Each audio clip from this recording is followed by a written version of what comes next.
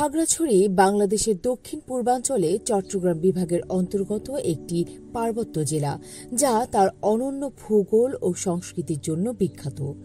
এটি একটি এ শ্রেণীভুক্ত জেলা এবং বাংলাদেশের পার্বত্য জেলাগুলোর মধ্যে দ্বিতীয় বৃহত্তম। 1860 সালের 20 জুন রাঙামাটি, খাগড়াছড়ি এবং বান্দরবান নিয়ে পার্বত্য চট্টগ্রাম জেলা গঠিত হয়। সে সময় এর নাম ছিল কার্পাস মহল। পরে 1983 সালে খাগড়াছড়িকে পৃথক জেলা হিসেবে ঘোষণা করা হয়।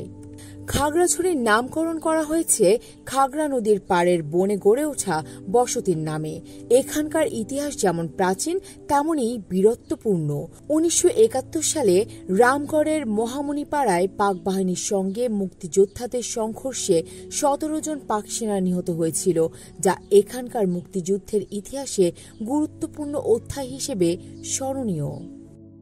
খাগড়াছড়ি 9টি উপজেলা নিয়ে গঠিত, যার মধ্যে রামগড়, মানিকছড়ি এবং দীঘিনালা উল্লেখযোগ্য। জনসংখ্যা 6 লাখের বেশি এবং এর মধ্যে বাঙালি, চাকমা, ত্রিপুরা, মারমা সহ বেশ কিছু জাতিগোষ্ঠীর বাস। 2011 সালের আদমশুমারি অনুযায়ী এই জেলায় 51% বাঙালি ও 49% উপজাতি জনগোষ্ঠীর বসবাস। খাগড়াছড়ির জনগণ বিভিন্ন ধর্মের অনুসারী। এখানকার মুসলিম, বৌদ্ধ, হিন্দু এবং খ্রিস্টান জনগোষ্ঠী মিলেমিশে বসবাস করছে। মুসলিমরা মোট জনসংখ্যার 46.56%, বৌদ্ধরা 35.92%, হিন্দুরা 16.75% এবং খ্রিস্টানরা 0.62%।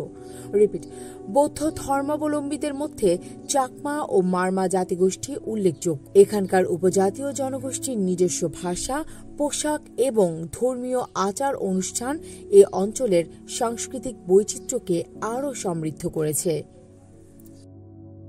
খাগড়াছড়ির শিক্ষা ব্যবস্থায় প্রাথমিক থেকে উচ্চ মাধ্যমিক পর্যায়ের বেশ কিছু প্রতিষ্ঠান রয়েছে। কলেজ, মাধ্যমিক বিদ্যালয় এবং কারিগরি প্রশিক্ষণ কেন্দ্র সহ মোট 18টি কলেজ, 71টি মাধ্যমিক বিদ্যালয় এবং একটি মাদ্রাসা রয়েছে।